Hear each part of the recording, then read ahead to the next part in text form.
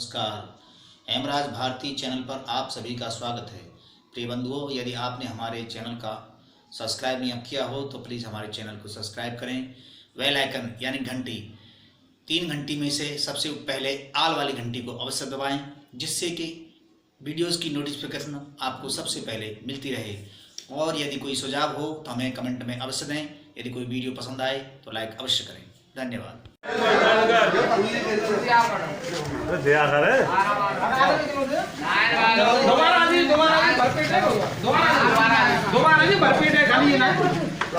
एक बार खड़ा पड़ गया अरे दोनों माफ कर आप लाइन में आओ, लाइन वाला या वहाँ देखो।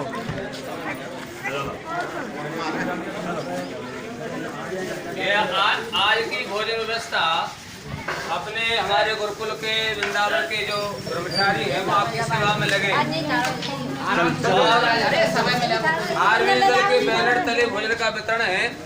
माननीय लाला राम प्याली लाल आर्य और पेटी गांव के माननीय प्रधान के भाई, इनने भोजन भोजन जो प्रसाद है, हलवा वो अपने पुआ है, सब्जी है, ये सभी जो बाढ़ पीड़ित है उनकी सेवा में निरंतर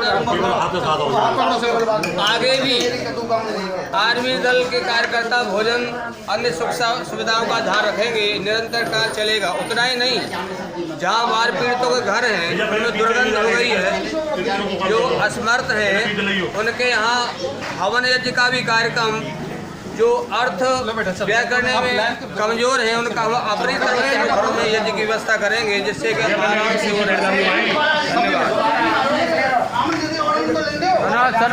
अरे भैया खा तो आप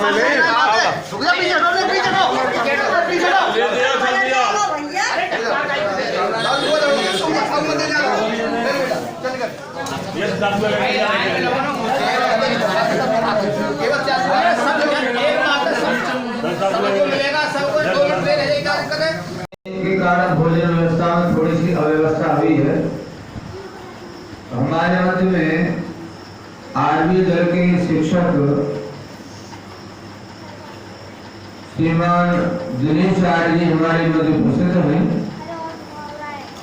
और इनमें जो सारी समाजों का डाटा एकत्रित कर रहे हैं, कहाँ क्या प्रगति है, क्या उन्नति है, कहाँ काम हो रहा है, नहीं हो रहा, तो उन्हीं से निवेदन है अपने विचार रखेंगे श्री दिनेश आर्य जी एक 10 मिनट के लिए।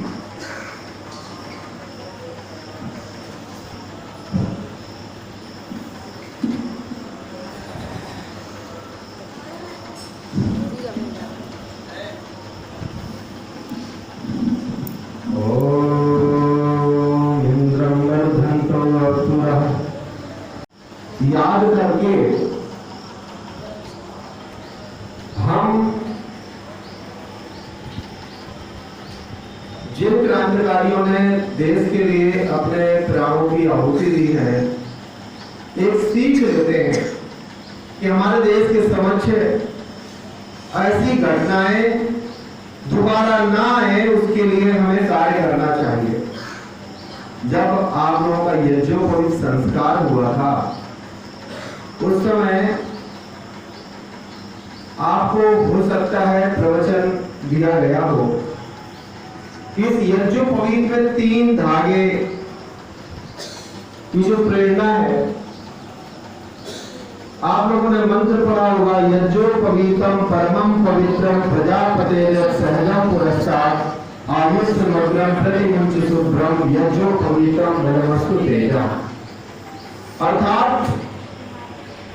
यज्ञोपवीत धारण करने वाला व्यक्ति द्विज कहता है और द्विज कहलाने वाले व्यक्ति के ऊपर 3 ऋण उसे संकल्प के साथ गुरुजनों के द्वारा यज्ञोपवीत के माध्यम से जब संस्कार होता है तो 3 ऋण के लिए उसे बोध कराया जाता है कि हमारे ऊपर कौन कौन से ऋण हैं।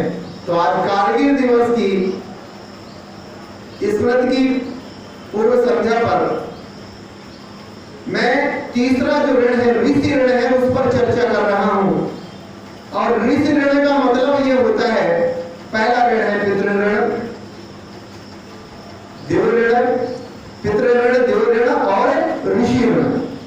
तो पितृ ऋण इसमें तो आप सभी जानते हैं, माता पिता का सम्मान करना। देव ऋण में जिन देवताओं के द्वारा हमारा ये शरीर बना हुआ है और जिन 5 जो चेतन देवता है उनके प्रति सम्मान का भाव तो हमारा होना ही चाहिए। लेकिन यहाँ पर आज मैं तीसरी चर्चा करने के लिए बैठा हूँ कि ऋषि ऋण हमारे ऊपर है। जिन ऋषि मुनियों ने हमें ज्ञान विज्ञान दिया है उसकी रक्षा करना, उसको बढ़ाना, इंद्रम वर्धन्तो उत्तराक्रमन्तो विश्वमार्यम, सारे संसार को आरा बनाने के लिए हमें कार्य करना चाहिए। तो आप जानते होंगे सबसे पहले आर्य किसे कहते हैं? आर्य कहते हैं श्रेष्ठ व्यक्ति को, अर्थात ज्ञानी पुष्टस्य दान्तस्य सत्यवादी जितेंद्रियः दाता दयालु नम्रस्य स्यादार्यो नष्टभिर गुणैः। यानी 8 लक्षण ये होते हैं ज्ञानी जो ज्ञानवान हो। तो उस समय में भी जब मर्यादा पुरुषोत्तम श्री रामचंद्र जी इस धरती पर थे, उस समय भी उन्होंने क्या किया? आर्यत्व को बढ़ाया और अपने आर्यत्व को बढ़ाते हुए संसार के लिए कार्य किया। तो आज हमारा भी उत्तरदायित्व बनता है कि आज कारगिल दिवस की पूर्व संध्या पर हम भी अपने इंद्रियों को बढ़ाएं, इंद्रम वर्धन्तो उत्तराः, और सारे संसार को प्रणम्तो विश्वमार्यम, सारे संसार को आर्य बनाने के लिए हम लोग तत्पर रहे। और उस समय मर्यादा पुरुषोत्तम श्री रामचंद्र महाराज ने भी, लेकिन उसके पूर्व अगर आप जाते हैं तो गुरु विश्वामित्र ने राजा दशरथ से राम और लक्ष्मण मांगे थे। किसके लिए? यज्ञ की रक्षा के लिए। अर्थात जो ज्ञान विज्ञान ऋषि मुनियों ने हमें दिया है, जो संस्कार दिए, जो वेद का ज्ञान दिया है, उसके प्रचार प्रसार के लिए गुरु विश्वामित्र कार्य करते थे। और उस समय भी शराब के ठेके बहुत से खुल रहे थे, जैसे आज वर्तमान में है। व्यभिचार परम रहा था समाज में, और मांस लोग खाना बहुत मात्रा में प्रारंभ कर दिए थे, यहाँ तक कि मनुष्यों का मांस ही खाया जाता था। उस समय राक्षस जैसे लोग नहीं थे, बड़े बड़े दांत वाले थे वही मनुष्य, लेकिन उनकी जो भावनाएं थी इतनी कलुषित हो गई थी, वो भक्ष्य पदार्थों को भूल चुका था। वो भूल चुका था बहन हमारी क्या होती है, माँ क्या होती है। उसे केवल नशे के जब शिकार व्यक्ति हो जाता है वो अपनी मानसिक संतुलन खो देता है। उस समय भी समाज में बहुत विकृतियां विद्यमान हो गई थी। गुरु विश्वामित्र ने क्या किया? संकल्प लिया कि मैं समाज से विकारों को, इन दुष्ट विचारों को समाज से हटाऊंगा। और उसके लिए उन्होंने यज्ञ किया। आप सभी जानते हैं कि यज्ञ के माध्यम से 3 कार्य संपन्न होते हैं: देव पूजा, संगठकरण और दान। और जब देव पूजा वो करते थे तो जानते हैं कि आप संगठकरण होता है तो तमाम लोग, उनकी वाणी में इतना तेज था, ब्रह्मचर्य का पालन करते थे, अपने इंद्रियों पर विजय प्राप्त की थी। उसके पश्चात उनकी वाणी के माध्यम से अनेक लोग खींचे हुए चले आते थे। जब खींच करके आते थे उनकी वाणी से प्रभावित होकर के तो उद्बोधन करते थे, प्रवचन करते थे। जब लोगों के बीच में प्रवचन करते थे उनके मस्तिष्क में परिवर्तन हुआ और उन्होंने अभक्ष्य पदार्थों को छोड़ा, उन्होंने शराब छोड़े, व्यभिचार छोड़ा, और जो सही जीवन था वो जीवनचर्या सीखा उन्होंने। और जब उन्हें जीवन के संबंध में उनको ज्ञान हुआ तो वो सब बुराइयों को छोड़ करके सन्मार्ग पर प्रेरित हुए। तो इसके पश्चात में जिन लोगों की बड़े बड़े शराब के कारोबार था, जिन लोगों का बड़े बड़े मांस के व्यापार का कारोबार था, जैसे आज भी है, जब ठप होने की स्थिति में आए तो उन्होंने सोचा, चिंतन किया, आपस में बैठक हुई उनकी कि इसका प्रमुख कारण क्या है। जब देखा उन्होंने गुरु विश्वामित्र प्रमुख कारण है, उन्होंने क्या किया? उन्होंने चिंतन किया। दुष्ट लोगों ने चिंतन किया कि क्या किया जाए, तो बोले यज्ञ में ध्वंस किया जाए। और जब भी यज्ञ होते थे तो शराब पिलाकर के दुष्ट व्यक्तियों को यज्ञ में ध्वंस करने के लिए करते थे कि लोग वहां पर बैठे नहीं, क्योंकि उनकी समाज के ही लोग थे। इसीलिए गुरु विश्वामित्र शस्त्र अगर चलाने के लिए आगे आते, चूंकि उनके समाज से ही जुड़े लोग थे और उनसे ही वो विपरीत हो जाते, वो अपनी बात नहीं रख पाते। इस कारण से मर्यादा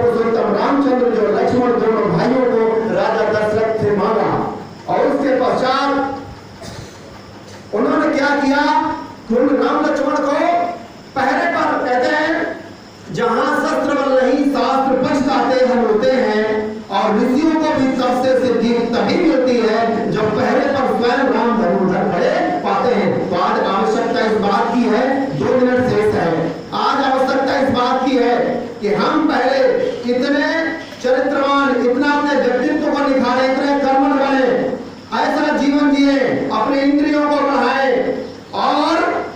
और ऐसा व्यवहार हम रखें कि दूसरा हमारा भाई भी प्रभावित होकर के हमारी आत्मीयता से वो भी परिवर्तित हो जाए, वो भी बदल जाए।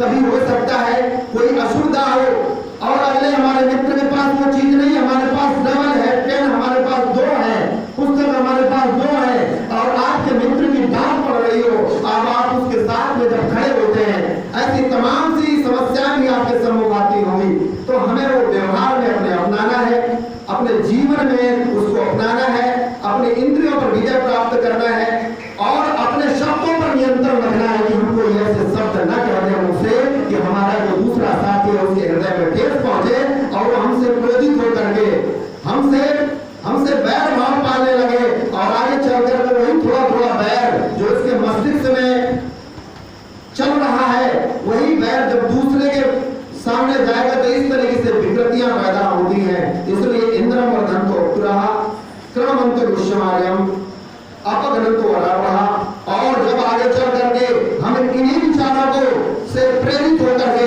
संगठित होंगे, जब आत्मीयता बढ़ेगी तभी हम संगठित हो पाएंगे, नहीं तो हमें आत्मीयता नहीं बढ़ पाएगी। इसलिए संगठन के लिए बहुत आवश्यक अपने व्यवहार को ठीक रखना, और यही व्यवहार हमारे गुरुकुल के माध्यम से जो आप सीख रहे हैं, यही व्यवहार हमें आगे चलकर उन्नत की उच्च शिखर पर पहुंचाएगा। निश्चित रूप से राष्ट्र के लिए बहुत बड़ी हम शक्ति बन करके आगे चल करके कार्य करेंगे। निश्चित रूप से केवल विश्वविद्यालय में सपना पूरा होगा। तो आज कारगिल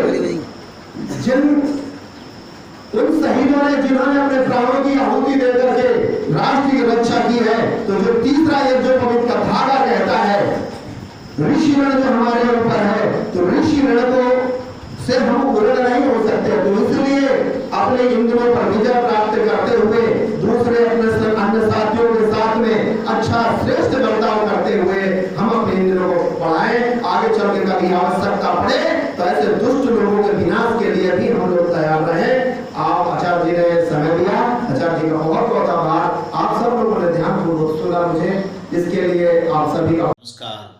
हेमराज भारती चैनल पर आप सभी का स्वागत है। प्रिय बंधुओं, यदि आपने हमारे चैनल का सब्सक्राइब नहीं किया हो तो प्लीज़ हमारे चैनल को सब्सक्राइब करें। बेल आइकन यानी घंटी, 3 घंटी में से सबसे पहले आल वाली घंटी को अवश्य दबाएं, जिससे कि वीडियोस की नोटिफिकेशन आपको सबसे पहले मिलती रहे। और यदि कोई सुझाव हो तो हमें कमेंट में अवश्य दें। यदि कोई वीडियो पसंद आए तो लाइक अवश्य करें। धन्यवाद।